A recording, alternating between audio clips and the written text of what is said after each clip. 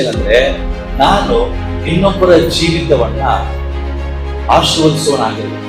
ನಾನು ಇತರರಿಗೆ ಇಂಪ್ಯಾಕ್ಟ್ ಆಗಿರ್ಬೇಕು, ಪ್ರಭಾವ ಬೀರುವಂತ ವ್ಯಕ್ತಿ.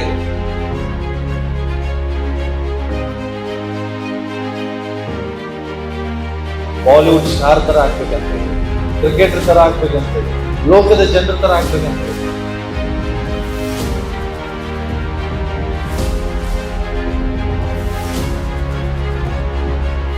ಅಬ್ರಹಾಮನಂಗೆ ಆಗ್ಬೇಕು, ಮೋಶೆಯಂಗೆ ಆಗ್ಬೇಕಂತ ಚಿಂತೆ ಇಲ್ಲ ಜನರಿಗೆ.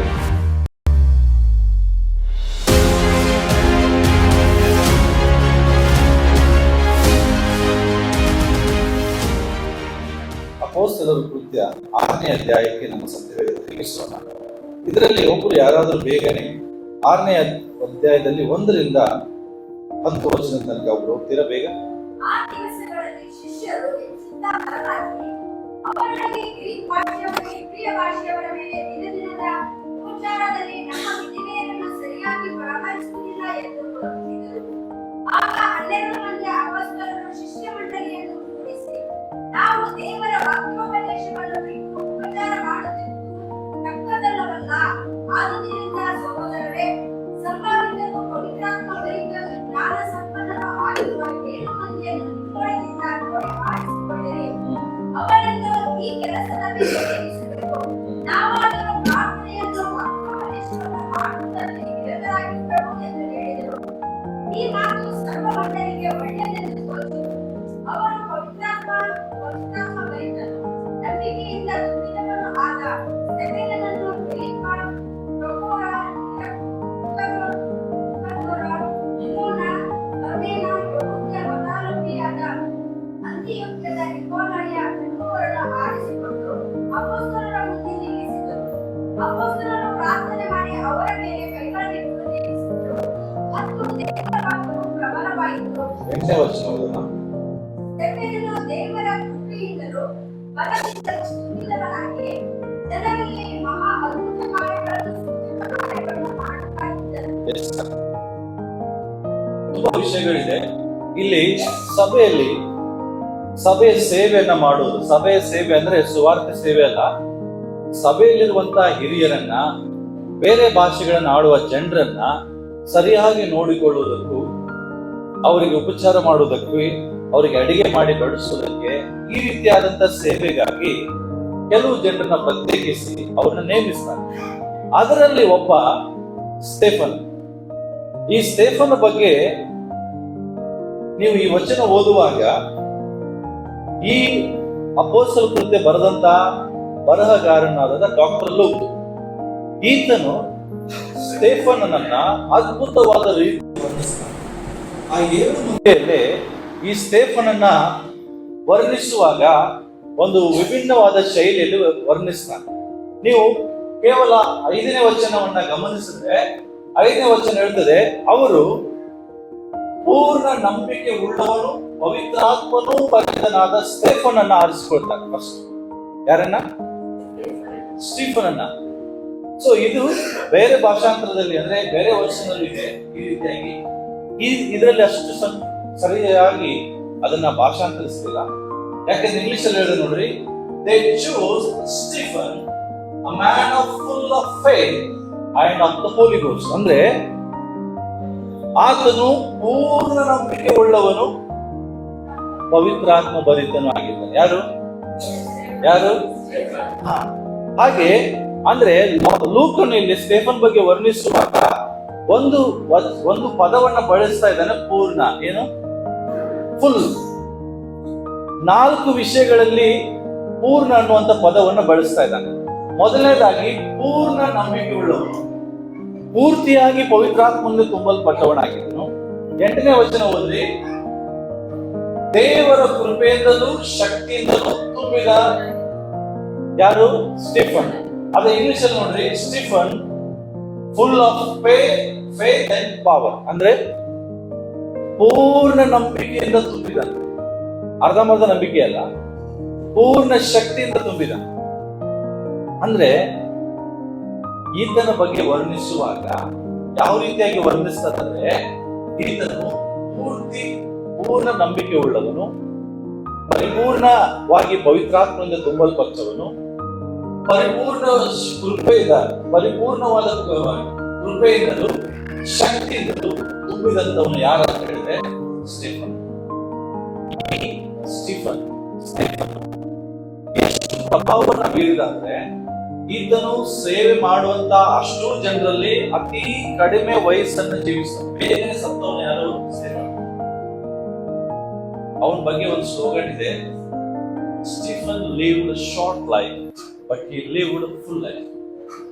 ಅಂದ್ರೆ ಅವನ ಅಂದ್ರೆ ಬಹಳ ಕಡಿಮೆ ಆಯುಸ್ಸಲ್ಲಿ ಸತ್ತ, ಆದ್ರೆ ಪರಿಪೂರ್ಣವಾಗಿ ಜೀವಿಸ. ಏನ್ರಿ ಅರ್ಥ ಆಗ್ತದೆ ನಾನು ಹೇಳಿದ್ದೇವೆ? ಆತನು ಕಡಿಮೆ ಆಯುಸ್ಸ ಜೀವಿಸಿದ, ಬಟ್ ಪರಿಪೂರ್ಣವಾಗಿ ಜೀವಿಸಿದ. ಅಂದ್ರೆ 120 ವರ್ಷ ಬದುಕುವುದು ಪರಿಪೂರ್ಣ ಜೀವನ ಅಲ್ಲ. ನೀನು ಎಷ್ಟು ವರ್ಷ ಬದುಕ್ತಿ ಅಷ್ಟು ವರ್ಷ ಇನ್ನೊಬ್ಬರಿಗೆ ಪ್ರಭಾವ ಬೀರುವಂತ ವ್ಯಕ್ತಿ ಆದ್ರೆ ಅದೇ ಪರಿಪೂರ್ಣವಾದ ಆಯುಷ್ ಜೀವಿತ. He lived a full life. ಪರಿಪೂರ್ಣವಾದ ರೀತಿಯಲ್ಲಿ ಆತನು ಜೀವಿಸಿ. ಸ್ಟೀಫನನು ಆತನು ಸುವಾರ್ತೆಯನ್ನ ಸಾರಿ ಅಲ್ಲಿ ಜನರಿಗೆ ಸತ್ಯವನ್ನು ತಿಳಿಸ್ತಾ ಇದ್ದ. ಅವನು ನಿಜವಾಗಿ ಅವನನ್ನು ಆರಿಸಿಕೊಂಡದ್ದು ಕೇವಲ ಅಡಿಗೆ ಬಡಿಸ್ಲಿಕ್ಕೆ, ಬಟ್ ಅದ್ರ ಜೊತೆಯಾಗಿ ಆತನು ಸುವಾರ್ತೆಯನ್ನು ಕೂಡ ಸಾರುವನಾಗಿದ್ದ. ಸುವಾರ್ತೆಯನ್ನು ಸಾರುತ್ತಾ ಅನೇಕರನ್ನ ದೇವರ ಬಳಿಗೆ ನಡೆಸುವಂತ ವ್ಯಕ್ತಿಯಾಗಿದ್ದ. ಈತನ ಎಷ್ಟು ಪ್ರಭಾವವನ್ನ ಬೀರಿದಂದ್ರೆ, ಈತನ ಮರಣವೂ ಕೂಡ ಒಂದು ಪ್ರಭಾವ ಬೀರಿದ. ಈತನು ಸತ್ತೋಗ್ತಾನೆ 7ನೇ ಅಧ್ಯಾಯದ ಕೊನೆ ಭಾಗದಲ್ಲಿ. 8ನೇ ಅಧ್ಯಾಯದಲ್ಲಿ ನೋಡ್ರಿ, ಇವನು 1ನೇ ವಚನದಲ್ಲಿ ಇವನು ಸತ್ತೋದಾಗ ಈತನ ನಿಮಿತ್ತವಾಗಿ ಸಭೆಗಳು ಚಲಿಸಲ್ಪಡುತ್ತವೆ.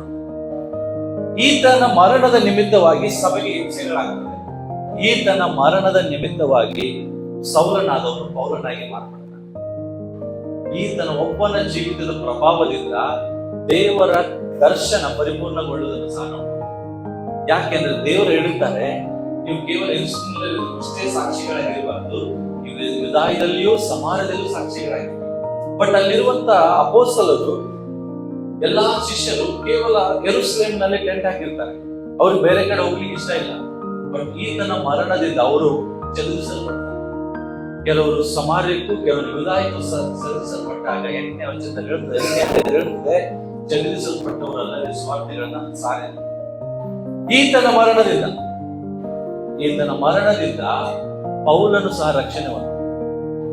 ಯಾಕೆಂದ್ರೆ ಈತನ ಮರಣಕ್ಕೆ ಸಮ್ಮತಿ ಕೊಟ್ಟವನೇ ಪೌಲನಾಗಿರ್ತಾನೆ. ಹೌದು, ಈತನ ಸತ್ತಿದ್ದು ನ್ಯಾಯವಾದದ್ದು ಅಂತ ಅವನು ಸಮ್ಮತಿಸ್ತಾನೆ. ಆದ್ರೆ ದೇವರು ಈತನ ಮರಣದ ಮೂಲಕ ಒಬ್ಬ ವ್ಯಕ್ತಿಯನ್ನ ರಕ್ಷಿಸ್ತಾನೆ. ನಾನು ಇದನ್ನ ಯಾಕೆ ಕೇಳ್ತಾ ಇದ್ದೆ ಅಂದ್ರೆ ಪ್ರಿಯರೇ, ಜಾನ್ ವೆಸ್ಲಿ ಅವರ ಒಂದು ಸ್ಲೋಗನ್ ಇದೆ, ಹೋದ್ರಿ ಯಾರಿಗಾರ ಇಂಗ್ಲಿಷ್ ಹೋದ್ರೆ ಅವ್ರ ಸ್ಲೋಗನ್ ಇದೆ, ಅವರ ಒಂದು ಮಾತು ಹೇಳ್ತಾರೆ, the impact or influence of our life is never measured by how long we live. ನಾವು ಎಷ್ಟು ದಿನ ಬದುಕ್ತೇವೆ, ಎಷ್ಟು ಆಯುಸ್ಸನ್ನ ಬದುಕ್ತೇವೆ, ಅದರ ಮೇಲೆ ನಮ್ಮ ಪ್ರಭಾವವು ಅಳತೆ ಮಾಡಕ್ಕಾಗಲ್ಲ. ಅರ್ಥ ಆಗ್ತದೆ? ಇಂಪ್ಯಾಕ್ಟ್ ಅಂದ್ರೆ ಪ್ರಭಾವ ಅಂದ್ರೆ, ಫಾರ್ ಎಕ್ಸಾಂಪಲ್ ಹೇಳ್ತೀನಿ ನೋಡ್ರಿ, ಸೂರ್ಯ ಅಂದ್ರೆ ಏನೇನು ಬರ್ತದೆ ನಿಮಗೆ? ಸೂರ್ಯನ ಪ್ರಭಾವ ಏನು? ಬೆಳಕು ಕೊಡುದು. ಅರ್ಥ ಆಗ್ತದೆ? ಸೂರ್ಯನ ಪ್ರಭಾವ ಬೆಳಕು. ಸೂರ್ಯ ಕೇವಲ 8 ತಾಸು ಕಾಣಿಸ್ಕೊಂಡು ಸಹ ಇಡೀ ಜಗತ್ತಿಗೆ ಎಷ್ಟು ಬೆಳಕು ಕೊಡ್ತಾನೆ, ಹೌದಾ? ಭೂಮಿ ತಿರುಗ್ತಾ ಇರುವಾಗ ಸೂರ್ಯನು ಕೇವಲ ನನ್ನ ಪ್ರಕಾರ ಮುಂಜಾನೆ 6 ಗಂಟೆಯಿಂದ ಸಂಜೆ 6 ಗಂಟೆ 12 ತಾಸು ಬೆಳಕು ಕೊಡ್ತಾನೆ. ಬಟ್ ಈ 12 ತಾಸು ಬೆಳಕು ಎಷ್ಟು ಪ್ರಭಾವ ಬರ್ತದೆ ಜನರ ಮೇಲೆ? 12 ತಾಸಲ್ಲಿ ಎಷ್ಟು ಕೆಲಸ ಕಾರ್ಯಗಳಾಗ್ತದೆ? ಅರ್ಥ ಆಗ್ತದೆ ನಾನು ಹೇಳಿದ್ದು? ಕೇವಲ 12 ತಾಸು ಕಾಣಿಸ್ಕೊಳ್ಳುವಂತ ಸೂರ್ಯನ ಪ್ರಭಾವ ಇಷ್ಟಿದೆ. ಅದರ ಅರ್ಥ ಏನು? ನಾವು ಎಷ್ಟು ವರ್ಷ ಬದುಕ್ತೇವಲ್ಲ, ಅದರಿಂದ ನಮ್ಮ ಪ್ರಭಾವ ಮೆಜರ್ ಆಗಂಗಿಲ್ಲ. ಅಂದ್ರೆ always measured how we live our lives. ನಮ್ಮ ಜೀವಿತವನ್ನು ಹೆಂಗೆ ಜೀವಿಸ್ತೇವಲ್ಲ ಅದನ್ನ ಅರ್ಥ ಆಗ್ತದೆ ನಾನು ಹೇಳಿದ್ದೀನಿ. ಸೊ ನಾನು ಹೇಳೋದೇನು, 100 ವರ್ಷ ಬದುಕಿ ಇನ್ನೊಬ್ಬರಿಗೆ ಭಾರವಾದ್ರೆ ಏನಾದ್ರು ಆಶೀರ್ವಾದ ಹೇಳ್ರಿ. ಈ ಲೋಕದಾಗ 100 ವರ್ಷ 120 ವರ್ಷ ಬದುಕಿ ಯಾರಿಗೂ ಆಶೀರ್ವಾದ ಇಲ್ಲ. ಬರೇ ಜನ ಹೇಳ್ತಾರೆ ಯಾವಾಗ ಸತ್ತೋಗ್ತಾನಪ್ಪ ಅನ್ಸ್ತದ ಅಂತ ಜೀವಿತ ಬೇಕಾ? ಇಲ್ಲ. ನೀವು ಕಡಿಮೆ ಆಯುಷ್ಯ ಜೀವಿಸಿದ್ರು ಇನ್ನೊಬ್ಬರಿಗೆ ಏನಾಗಿರ್ಬೇಕು? ಆಶೀರ್ವಾದ. ಯಾಕೆಂದ್ರೆ ದೇವರು ನಮ್ಮನ್ನು ಹೆಚ್ಚಿದ್ದೆ ಆಶೀರ್ವಾದ ತಗೊಳಕಲ್ಲ, ಆಶೀರ್ವಾದ ಕೊಡಕ್ಕೆ. ಪಕ್ಕದ ಬೇಡ್ರಿ, ಆಶೀರ್ವಾದ ಕೊಡುವನಾಗಿರು ಅಂತ ಹೇಳ್ರಿ. ದೇವರು ನಮ್ಮನ್ನು ಹೆಚ್ಚಿದ್ದೆ ಇನ್ನೊಬ್ಬರಿಗೆ ಆಶೀರ್ವಾದ. ಯಾಕೆ ದೇವ್ರು ಸುಮ್ಮನೆ ಹೇಳ್ತಾರ? ನೀವು ಭೂಮಿಗೆ ಉಪ್ಪಾಗಿರ್ರಿ, ಲೋಕಕ್ಕೆ ಬೆಳಕಾಗಿ ಸುಮ್ಮನೆ ಹೇಳ್ತಾರ? ಬೆಳಕು ಪ್ರಭಾವ ಬೀರುವಂತದ್ದು, ಇನ್ನೊಬ್ಬರಿಗೆ ಆಶೀರ್ವಾದವಾಗಿರ್ತದೆ. ಉಪ್ಪು ಇನ್ನೊಬ್ಬರಿಗೆ ಆಶೀರ್ವಾದವಾಗಿರ್ತದೆ. ಅರ್ಥ ಏನು? ನಿನ್ನನ್ನು ದೇವರು ಇಟ್ಟಿದ್ದೆ ಇದನ್ನ ಆಶೀರ್ವದಿಸುವುದಕ್ಕೆ, ನೀನ್ ಆಶೀರ್ವಾದ ಹೊಂದೋದಕ್ಕಲ್ಲ. ಅರ್ಥ ಆಗ್ತದೆ ನಾನು ಹೇಳ್ತೀನಿ ನಿಮಗೆ? ಸೊ ಇವತ್ತಿನ ಸಂದೇಶ ಏನಂದ್ರೆ, ನಾನು ಇನ್ನೊಬ್ಬರ ಜೀವಿತವನ್ನ ಆಶೀರ್ವದಿಸುವನಾಗಿರ್ಬೇಕು. ನಾನು ಇತರರಿಗೆ ಇಂಪ್ಯಾಕ್ಟ್ ಆಗಿರ್ಬೇಕು, ಪ್ರಭಾವ ಬೀರುವಂತ ವ್ಯಕ್ತಿ. ಯೇಸು ಸ್ವಾಮಿ ಎಷ್ಟು ದಿವಸ ಇದ್ರಿ? ಎಷ್ಟು ವರ್ಷ ಇದ್ರು ಶಿಷ್ಯರ ಜೊತೆಗೆ? ಎಷ್ಟು ವರ್ಷ ಇದ್ರು? ಬರೇ 3.5 ವರ್ಷ. 3.5 ವರ್ಷದಲ್ಲಿ ಎಷ್ಟು ಪ್ರಭಾವ ಬೀರಿದ್ರಂದ್ರೆ, ಆತನ ಸಂಗಡಿತ ಶಿಷ್ಯರು ಇಡೀ ಜಗತ್ತನ್ನೇ ಅಲ್ಲೋಲ ಕಲ್ಲೋಲ ಮಾಡಿದ್ರು. ಬರೇ 3.5 ವರ್ಷ. ಹೌದಾ? ಇವತ್ತು ನಾವು ಎಷ್ಟು ದಿವಸ ಇರ್ತೀವಿ ನಮ್ಮ ಮಕ್ಕಳ ಜೊತೆ? ಎಷ್ಟು ವರ್ಷ ಇರ್ತೀವಿ? ನಮ್ಮ ಹೆಂಡತಿ ಜೊತೆಗೆ, ನಮ್ಮ ಮಕ್ಕಳ ಜೊತೆಗೆ, ನಮ್ಮ ಕುಟುಂಬದ ಜೊತೆ ನಾವು ಎಷ್ಟು ವರ್ಷ ಇರ್ತೀವಿ? ಬರೀ 3 ವರ್ಷ ಇರ್ತೀರಾ? ಹೇಳ್ರಿ, ಬರೀ 3 ವರ್ಷ ಇರ್ತೀರಾ? ಇಲ್ಲ, ಕೆಲವರು 30 ವರ್ಷ ಇರ್ತೀವಿ, ಕೆಲವರು 20 ವರ್ಷ ಇರ್ತೀವಿ. ಹೆಣ್ಮಕ್ಳಾಗಿದ್ರೆ ಅವ್ರು ಮದುವೆ ಮಾಡಿಕೊಂಡು ಮಟ್ಟ ಇರ್ತೀವಿ. ಅಂದ್ರೆ ನಾನು ಹೇಳೋದೇನು ಗೊತ್ತಾ? ಹಾಗಾದ್ರೆ ಇರುವಷ್ಟು ದಿವಸ ನೀವು ಅವ್ರ ಮೇಲೆ ಎಷ್ಟು ಎಂತ ಪ್ರಭಾವ ಬೀರ್ತಾ ಇದ್ದೀರಿ? ಏನು ಅವ್ರ ಮೇಲೆ ನೀವೆಂತ ಪ್ರಭಾವ ಬೀರ್ತಾ ಇದ್ದೀರಿ? ನಾನು ಯಾಕೆ ಇದನ್ನ ಹೇಳ್ತಾ ಇದ್ದೇನೆ ಅಂದ್ರೆ, ಕೆಲವು ಸ್ಟೋರೀಸ್ ಅನ್ನು ಇವತ್ತು ಹೇಳ್ತೇನೆ, ಕೆಲವು ಕಥೆಗಳನ್ನ ಹೇಳ್ತೇನೆ, ಹಳೆ ಒಡಂಬಡಿಕೆ. ಆ ಕಥೆಗಳನ್ನ ಕೇಳುವಾಗ ನಿಜವಾಗ್ಲೂ ಎಚ್ಚರಿಕೆ ಕೊಡಬೇಕು. ನಮ್ಮೆಲ್ಲರ ಕರ್ತವ್ಯ ಆಗಿದೆ ನಾವು ಇತರರ ಮೇಲೆ ಆಶೀರ್ವಾದಕರವಾಗಿರುವಂತ. ಓಕೆ, ಕೆಲವು ಬೈಬಲ್ ಅಲ್ಲಿ ಇರುವಂತಹ ಕೆಟ್ಟ ಪ್ರಭಾವ ಬೀರುವ ಜನರ ಬಗ್ಗೆ ನಾನು ಹೇಳ್ತೇನೆ. ಇದು ಯಾರ ಬಗ್ಗೆ? ಕೆಟ್ಟ ಪ್ರಭಾವಗಳನ್ನ ಬೀರುವಂತ ಕೆಲವು ಜನರ ಬಗ್ಗೆ ನಾನು ಹೇಳ್ತೇನೆ. ಅವರ ನಿಮಿತ್ತ ಏನಾಯ್ತು ಅಂತ ನೋಡೋಣ. ಬೈಬಲ್ ಅಲ್ಲಿ ಒಬ್ಬ ಅರಸ ಇರ್ತಾನೆ. ಅವನ ಹೆಸರು ಯಾರೊಬ್ಬಾಮ. ಎಷ್ಟು ಜನರಿಗೆ ಗೊತ್ತಿದೆ? ಕೇಳಿದ ಹೆಸರು ಯಾರೊಬ್ಬಾಮ? ರಹೆಬಾಮ ಕೇಳಿದ್ರಿ? ಯಾರು ರಹೆಬಾಮ? ಯಾರು? ಅವನು ಅರಸ. ಅವ ಯಾರು? ರಹೆಬಾಮ ಯಾರೊಬ್ಬಾಮ ಒಟ್ಟಿಗೆ ಬರ್ತಾರೆ, ಒಟ್ಟಿಗೆ ಅರಸರಾಗ್ತಾರೆ. ರಹೆಬಾಮನು ಇಸ್ರೇಲರ ಅರಸರಾಗ್ತಾನೆ, ಯಾರೊಬ್ಬಾಮನು ಯಹೂದ ಕುಲದ ಅರಸನಾಗ್ತಾನೆ. ಯಾರು ರಹೆಬಾಮ? ಸೊಲೊಮೋನನ ಮಗ. ಯಾರು? ಯಾರೊಬ್ಬಾಮ ಯಾರು? ಸೊಲೊಮೋನನ ಕೈಯಲ್ಲಿ ಮೇಸ್ತ್ರಿ ಆಗಿದ್ರು. ಮೇಸ್ತ್ರಿ ಆದಂತ ವ್ಯಕ್ತಿ ಯಾರು? ಯಾರೊಬ್ಬಾಮ. ಕನ್ಫ್ಯೂಸ್ ಮಾಡ್ಕೋಬೇಡಿ. ರಹೆಬಾಮ, ಯಾರೊಬ್ಬಾಮ ಇಬ್ಬರಿದ್ದಾರೆ. ರಹೆಬಾಮ ಯಾರು? ಸೊಲೊಮೋನನ ಮಗ. ಸೊಲೊಮೋನ ಅರಸನಾಗಿರ್ತಾನೆ. ನೆಕ್ಸ್ಟ್ ಅರಸ ರಹೆಬಾಮ ಆಗ್ತಾನೆ. ಯಾರೊಬ್ಬಾಮ ಬರ್ತಾನೆ. ಯಾರವನು? ಸೊಲೊಮೋನ ಕೈಯಲ್ಲಿರುವಂತ ಮೇಸ್ತ್ರಿ, ಮನೆ ಕಟ್ಟುವ ಮೇಸ್ತ್ರಿ. ಈ ಮೇಸ್ತ್ರಿಗೆ ಒಂದು ದಿವಸ ದೇವ ದರ್ಶನ ಆಗ್ತದೆ. ಯಾಕೆ ಅಂತ ಹೇಳಿದ್ರೆ, ಸೊಲೊಮೋನನು ಮಾಡಿದಂತ ಅಕ್ರಮದಿಂದ ದೇವರಿಗೆ ಕೋಪಗೊಳ್ತಾನೆ. ಅದಕ್ಕಾಗಿ ಆದ್ರೂ ಸೊಲೊಮೋನನ ಅರಸನ ತೆಗೆಯುವುದಿಲ್ಲ. ಯಾಕಂದ್ರೆ ದಾವೀದನನ್ನು ನೆನೆಸಿ ಅವನಿದ್ದಾನೆ. ಆದ್ರೆ ಅವನು ಹೇಳ್ತಾನೆ, ಅದ್ರ ಒಂದು ಮಗನ ಕೈಯಿಂದ ಇವನ ಅರಸನನ್ನು ತಗೊಂಡು ನಿನ್ನನ್ನು ಅರಸನಾಗಿ ಮಾಡ್ತೇನೆ ಅಂತ ಹೇಳಿ ದೇವರು ನೇಮಿಸ್ತಾನೆ. ಯಾರನ್ನ? ಯಾರೊಬ್ಬಾಮನನ್ನ, ಯಹೂದ ಕುಲದ ಅರಸನ. ಈ ವ್ಯಕ್ತಿ ಕೃತಜ್ಞತೆ ಉಳ್ಳವನಾಗಿರ್ಬೇಕು. ದೇವರ ಬಗ್ಗೆ ಬಹಳಷ್ಟು ಥ್ಯಾಂಕ್ಫುಲ್ ಆಗಿರುವಂತ ಇರಬೇಕಾದ ವ್ಯಕ್ತಿ ಇವನೇನ್ ಮಾಡ್ತಾನೆ? ದೇವರಿಗೆ ವಿರೋಧವಾಗಿ ಜೀವಿಸಿ ಸ್ಟಾರ್ಟ್ ಮಾಡ್ತಾನೆ. ನೋಡಿ, ದೇವರು ಒಂದು ಸ್ಥಾನ ಕೊಟ್ಟಿರ್ತಾನೆ, ಅದನ್ನ ಕಾಪಾಡಿಕೊಳ್ಳೋದು ಅವನ ಜವಾಬ್ದಾರಿ ಆಗಿರ್ತದೆ. ಅವನನ್ನ ದೇವರ ಅರಸನಾಗಿ ಇಟ್ಟ ಮೇಲೆ ಅದನ್ನ ನಾವು ಕಾಪಾಡಿಕೊಳ್ಬೇಕು. ಬಟ್ ಅವನು ಕಾಪಾಡಿಕೊಳ್ಳೋದಿಲ್ಲ. ದೇವರಿಗೆ ದುಷ್ಟನಾಗಿ ಜೀವಿಸ್ತಾನೆ. ದೇವರಿಗೆ ಇಷ್ಟವಿಲ್ಲದ ಕಾರ್ಯಗಳನ್ನು ಮಾಡ್ಲಿಕ್ಕೆ ಹೋಗ್ತಾನೆ. ಯಾವಾಗ ಇವನು ದುಷ್ಟನಾಗ್ತಾನೋ ಆಗ ದೇವರು ದೇವ ಮನುಷ್ಯನ ಕಳಿಸ್ತಾನೆ. ಎದಕ್ಕೆ ಅಂದ್ರೆ ಇವನನ್ನು ಹೋಗಿ ಎಚ್ಚರಿಸ್ತಾನೆ. ಈತನು ದೇವರಿಗೆ ವಿರೋಧವಾಗಿ ಜೀವಿಸ್ತಾ ಇದ್ದಾನೆ, ಇವನನ್ನು ಎಚ್ಚರಿಸು ಅಂತ ಹೇಳಿ ನೇರವಾಗಿ ಅವನ ಬಳಿಗೆ, ಇದೇ ಅಧ್ಯಾಯದಲ್ಲಿ ನೇರವಾಗಿ ಯಾರೊಬ್ಬಾಮನ ಬಳಿಗೆ ಹೋಗಿ ಈ ದೇವ ಮನುಷ್ಯ ಗದರಿಸ್ತಾನೆ. ದೇವರಿಗೆ ವಿರೋಧ ಅಂತ ಪವರ್ಫುಲ್ ಅರಸನಿಗೆ ಹೋಗಿ ಗದರಿಸ್ತಾನೆ ದೇವ ಮನುಷ್ಯ. ಆಗ ಈ ಯಾರೊಬ್ಬಾಮನಿಗೆ ಬೈಟ್ ಸಿಟ್ಟು ಬರ್ತದೆ. ಯಾರ ಮೇಲೆ? ಆ ವ್ಯಕ್ತಿ ಮೇಲೆ. ನನಗೆ ಬಂದೆ ಗದರಿಸ್ತಾ ಇದ್ದಾನೆ ಅಂತ ಹೇಳಿ ಅವನಿಗೆ ಹೊಡಿಲಿಕ್ಕೆ ಹೋಗ್ತಾನೆ. ಯಾರಿಗೆ? ಆ ವ್ಯಕ್ತಿಗೆ ಹೊಡಿಲಿಕ್ಕೆ ಹೋದಾಗ ಅವನ ಕೈ ಅಲ್ಲೇ ಒಂಥರ ಕಲ್ಲಾಗಿ ನಿಂತ್ಬಿಡ್ತದೆ. ಕೈ ಏನಾಯ್ತು, ಒಂಥರ ಕಲ್ ತರಾಗಿ ಸ್ಟ್ಯಾಚು ಆಗ್ಬಿಡುತ್ತೆ ಕಲ್ಲು, ಕೈ ಹೊಡಿಲಿಕ್ಕೆ ಆಗ್ತದೆ. ಅಂದ್ರೆ ದೇವರ ಶಕ್ತಿ ಅವನ ಮೇಲೆ ಎಷ್ಟು ಪ್ರಭಾವ ನೋಡಿದ್ರೆ ಎಷ್ಟು ಕಾಣಿಸ್ತಾ ಇದೆ. ಅವಾಗ ಅವನ ಅರಸನ ಕೈ ನಿಂತಲ್ಲಿ ನಿಂತು ಬಿಡ್ತು. ಯಾಕೆ? ದೇವ ಮನುಷ್ಯನ ಮೇಲೆ ಕೈ ಎತ್ತದ. ಆಗ ಮತ್ತೆ ಯಾರೊಬ್ಬ ಬೇಡಿಕೊಂತ ದಯಮಾಡಿ ನನ್ನ ಕ್ಷಮಿಸು, ನನ್ನ ಕೈ ಸರಿ ಹೋಗಿ ಪ್ರಾರ್ಥನೆ ಮಾಡು ಅಂತ ಹೇಳುವಾಗ ದೇವ ಮನುಷ್ಯ ಏನ್ ಮಾಡ್ತಾನೆ, ಮತ್ತೆ ಪ್ರಾರ್ಥನೆ ಮಾಡಿ ಇವನ್ ಕೈ ಸರಿ ಇವನ್ ಕೈ ಸರಿ ಆಗ್ತದೆ. ಆಗ ಯಾರೊಬ್ಬ ಹೇಳ್ತಾನೆ, ನನ್ನ ಕ್ಷಮಿಸು, ದಯಮಾಡಿ ಮನೆಗೆ ಬಂದು ಊಟ ಮಾಡು, ನಾನು ಈಗ ಉಡುಗೊರೆ ಕೊಡ್ತೀನಿ ಅನ್ನುವಾಗ ಅವನು ಹೇಳ್ತಾನೆ, ದೇವ ಮನುಷ್ಯ, ಇಂಥ ಹೊಲಸಾದ ಸ್ಥಳದಲ್ಲಿ ದೇವರು ನನಗೆ ತಿನ್ಬೇಡ ಅಂತ ಹೇಳಿದಾನೆ, ಇಲ್ಲಿ ಕುತ್ಕೋಬೇಡ ಅಂತ ಹೇಳಿದಾನೆ ಅಂತ ಹೇಳಿ ಹೊರಟೋಗ್ತಾನೆ. ಈ ಸುದ್ದಿ ಒಬ್ಬ ಮುದುಕ ಪ್ರವಾದಿ ಗೊತ್ತಾಗ್ತದೆ. ಯಾರಿಗೆ? ಮುದುಕನಾದ ಪ್ರವಾದಿ. ಇವನೊಬ್ಬ ಪ್ರವಾದಿ ಆಗಿದ್ದ, ಬಟ್ ಇವನು ಬ್ಯಾಕ್ ಸ್ಲೈಡ್ ಅಂತ ಹೇಳ್ತಾರೆ. ಅಂದ್ರೆ ದೇವರಿಂದ ಹಿಂದೆ ಹೋದಂತ ವ್ಯಕ್ತಿ ಆಗಿದ್ದ, ರಕ್ಷಣೆಯಿಂದ ಕಳ್ಕೊಂಡಂತ ವ್ಯಕ್ತಿ ಯಾರು? ಮುದುಕನಾದ ಪ್ರವಾದಿ. ಇವನು ಗೊತ್ತಾಗ್ತದೆ ಈ ಸುದ್ದಿ. ಆಗ ಓಡಿ ಬಂದು ಇವನ್ ಕಡೆ ಬರ್ತಾನೆ, ಏನಂತ, ದಯಮಾಡಿ ನನ್ನ ಮನೆಗೆ ಬಾ. ಅವಾಗ ಅವನು ಪ್ರವಾದಿ ಹೇಳ್ತಾನೆ ಗೊತ್ತಾ, ದೇವ್ರ ಮನುಷ್ಯ, ದೇವ್ರು ನಂಗೆ ಹೇಳಿದ್ದಾರೆ, ಈ ಸ್ಥಳದಲ್ಲಿ ಊಟ ಮಾಡ್ಬೇಡ, ಯಾರ ಮನೆ ಹುಡುಕೋಬೇಡ, ನೀರು ಕುಡಿಬೇಡ ಅಂತಿದ್ದಾರೆ. ಈಗ ಮುದುಕ ಪ್ರವಾದಿಗೆ ಇವನು ಕಳಿಸ್ಕೊಡ್ ಮನಸ್ಸಿಲ್ಲ. ಯಾರಿಗೆ? ದೇವ್ ಮನುಷ್ಯ. ಯಾಕೆ? ಇವನ ಕಡೆ ಪವರ್ ಇದೆ ಗೊತ್ತೈತೆ ಅವನಿಗೆ. ಇವನ ಕಡೆ ಬಂದ್ರೆ ಅದಕ್ಕೆ ಒಂದು ಸುಳ್ಳು ಹೇಳ್ತಾನೆ. ಏನಂತ ಗೊತ್ತಾ, ನಾನು ಪ್ರವಾದಿ, ನನಗೆ ದೇವರ ದರ್ಶನ ಕೊಟ್ಟ, ಇವನು ನಂಗೆ ಕಳಿಸ್ಬೇಡ. ಅವಾಗ ಈ ದೇವ್ ಮನುಷ್ಯ ನಂಬಿಡ್ತಾನೆ. ಏನಂತ, ಇವ ದೊಡ್ಡ ಪ್ರವಾದಿ ಇರ್ಬೋದು, ಪಾಪ ವಯಸ್ಸಾದಂತ ಪ್ರವಾದಿ, ಅನುಭವಿಸ್ತಾ, ನನ್ನ ಸನ್ಮಾನಿಸಬೇಕು, ದೇವ್ರು ಮಾತಾಡಿರ್ಬೋದು ಅಂತೇಳಿ ಅವನ ಮನೆಗೆ ಊಟ ಮಾಡಿ ಅಷ್ಟೇ. ಊಟ ಮಾಡಿ ಇನ್ನೇನು ಕಳಿಸ್ಕೊಡ್ಬೇಕಂತ ಬರುವಾಗ ರೋಡಲ್ಲಿ ಒಂದು ಸಿಂಹ ಏನು ಏನ್ ಮಾಡ್ತದಂದ್ರೆ, ಈ ದೇವ್ ಮನುಷ್ಯನನ್ನ ಅಲ್ಲನ್ನ ತಿಂದು ಸಾಯಿಸ್ಬೋದು. ಯಾರನ್ನ? ದೇವ್ ಮನುಷ್ಯ, ದೇವರಿಂದ ಕಳಿಸಲ್ಪಟ್ಟ ದೇವ್ ಮನುಷ್ಯ ಏನಾದ ರೋಡಲ್ಲಿ ಸತ್ತೋದ. ದೇವರು ಇವನ ಬಗ್ಗೆ ದೊಡ್ಡ ಯೋಜನೆ ಇಟ್ಕೊಂಡಿದ್ರು. ಅವ್ನು ಇನ್ನೂ ಎಷ್ಟು ದೇವ್ರು ಉಪಯೋಗಿಸ್ಬೇಕು ಅಂತ ಗೊತ್ತಿಲ್ಲ. ಬಟ್ ಇವನ ಆಯುಸ್ ಏನಾಯ್ತು, ಅರ್ಧದಲ್ಲಿ ಹೋಯ್ತು. ಯಾರಿಂದ? ಒಬ್ಬ ಮುದುಕ ಪ್ರವಾದಿಯ ನಿಮಿತ್ತ ಒಬ್ಬ ಮನುಷ್ಯನ ಆಯುಸ್ಸು ಹೋದು. ಇದನ್ನ ಸುದ್ದಿ ಗೊತ್ತಾಗ್ತದ ಅವನ ಮುದುಕಗೆ. ಯಾಕಂದ್ರೆ ಇವನನ್ನು ಕರ್ಕೊಂಡೋಗಿ ಮಣ್ಣು ಮಾಡ್ತಾನೆ. ಆಗ ಗೊಳೋ ಅಂತ ಅಳಕ್ ಸ್ಟಾರ್ಟ್ ಮಾಡ್ತಾನೆ. ಯಾರು?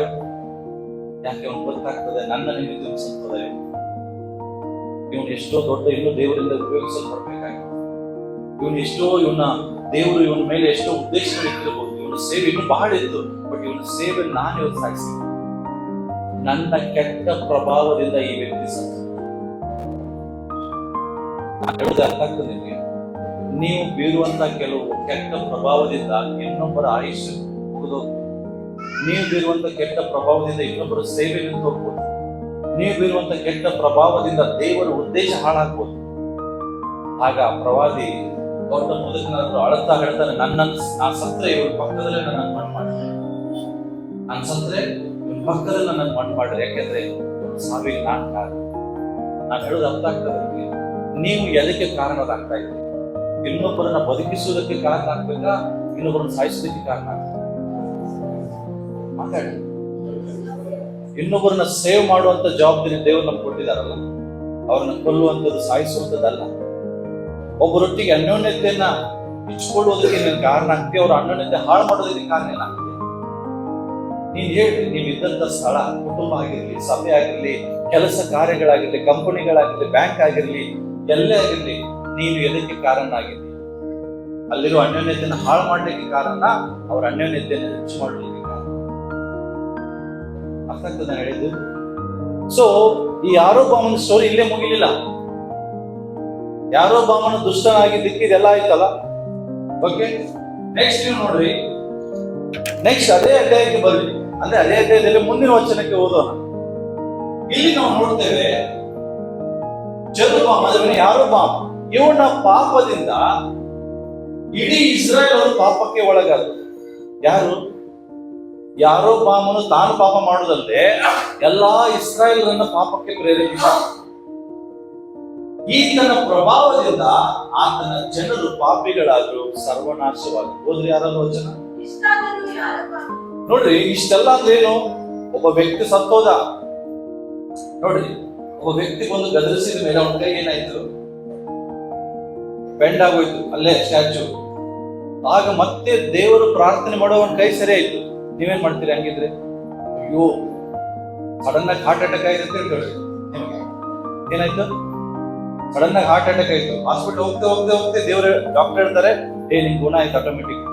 ಏನ್ ಮಾಡ್ತೀರ? ದೇವ್ರಿಗೆ ಥ್ಯಾಂಕ್ಸ್ ಹೇಳ್ತೀರಾ? ಭಯ ಆಗೋದಿಲ್ಲ ನಿಮಗೆ? ಹೆಂಗ್ ಮಾಡ್ತೀರಿ ಹೇಳ್ರಿ ಅವಾಗ? ಅಯ್ಯೋ, ಎಂತ ಜೀವಿತ ದೇವರು ವಾಪಸ್ ಕೊಟ್ಟರು ನನಗೆ. ನಾನು ಏನಾಗಿದ್ದೆ? ಸಾಯುವಂತವನಾಗಿದ್ದೆ. ದೇವರು ನಂಗೆ ಏನ್ ಕೊಟ್ರು? ಜೀವ ಭಿಕ್ಷೆ ಕೊಟ್ರು. ಏನ್ ಮಾಡ್ತೀರಿ ಅವಾಗ ಹೇಳಿ?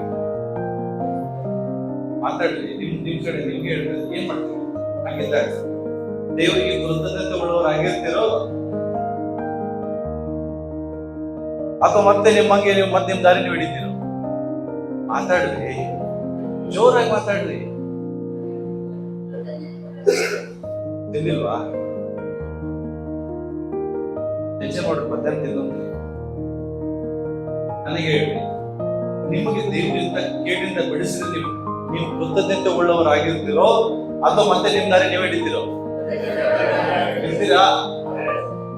ಯಾವ್ದೋ ದೊಡ್ಡ ರೋಗ ಅಂತ ಒಬ್ಬ ಡಾಕ್ಟರ್ ಹೇಳ್ತಾನೆ, ಸಭೆಯವರೆಲ್ಲ ಪ್ರೇಯರ್ ಮಾಡ್ತಾರೆ, ಮತ್ತೆ ಹಾಸ್ಪಿಟಲ್ಗೆ ಹೋದ್ಮೇಲೆ ಚೆಕ್ ಮಾಡ್ತೀರಿ, ದೊಡ್ಡ ರೋಗ ಏನಿಲ್ಲ ಅಂತ ಹೇಳ್ತಾರೆ. ಏನ್ ಮಾಡ್ತೀರಿ ಅವಾಗ? ದೇವರಿಗೆ ಥ್ಯಾಂಕ್ಸ್ ಹೇಳ್ತೀರಿ. ಹೌದಾ? 1 ಲಕ್ಷ ರೂಪಾಯಿ ಕಳೆದೋಯ್ತು ನಿಮ್ದು. ಸಭೆಯಲ್ಲಿ ಒಂದು ಪ್ರೇಯರ್ ಮಾಡ್ತೀರಿ, ಇಮಿಡಿಯೇಟ್ ಆಗಿ ಮತ್ತೆ ಸಿಕ್ತು. ಏನ್ ಮಾಡ್ತೀರಿ? ಏನ್ ಮಾಡ್ತೀರಿ? ಕೃತಜ್ಞತೆ ಉಳ್ಳವರಾಗಿರ್ತೀರಲ್ಲ? ಇರ್ತೀರಾ ಇಲ್ಲೋ? ಲಾಕ್ಡೌನ್ ಬಂದಾಗ ಎಲ್ಲರೂ ಕಳ್ಕೊಂಡಿದ್ರಿ ಇಲ್ಲೋ? ವಾಪಸ್ ಕೊಟ್ರೆ ಇಲ್ಲೋ? ಏನಾಗಿರ್ಬೋದು? ಆದ್ರೆ ಯಾರೊಬ್ಬ ಏನಾದ? ಇಷ್ಟ ಆದರೂ ತನ್ನ ದುರ್ಮಾರ್ಗವನ್ನು ಬಿಡದೆ ತಿರುಗಿ ಕನಿಷ್ಠರಾದ ಜನರನ್ನು ಪೂಜಾ ಸ್ಥಳಗಳ ಯಾಜಕರನ್ನು ನೇಮಿಸಿದರು. ಇಷ್ಟ ಆದರೂ ಅಂದ್ರೇನು?